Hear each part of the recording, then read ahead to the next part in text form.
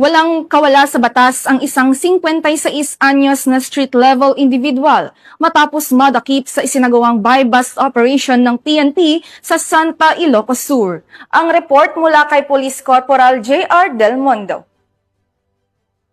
Estado ng isang 56 anyos na lalaki na kabilang sa street-level individual sa isinagawang anti-legal drug buy-bust operation ng pinagsanib na puwersa ng Santa Municipal Police Station bilang lead unit, Ilocos Sur PDEU, Ilocos Sur PIU, 103rd Maneuver Company ng RMFB-1, RDEU-1 at Candon City Police Station. Narekobre sa nasabing operasyon ang 3.22 grams ng hinihinalang shabu na nakapaloob sa 3 transparent plastic sachet at nagkakahalaga ng 21,896 pesos. Kasama rin sa mga nakumpiskang ebidensya ang isang piraso ng 1,000 peso bill bilang buy-bust money at mga hinihinalang drug paraphernalia na naglalaman ng suspected shabu residue. Isinagawang inventory at marking sa mga ebidensya sa mismong lugar ng operasyon sa presensya ng suspect at ng mga mandatory witnesses. Ang suspect ay naharap ngayon sa kasong paglabag sa Republic Act 9165 o ang Comprehensive Dangerous Drugs Act of 2002.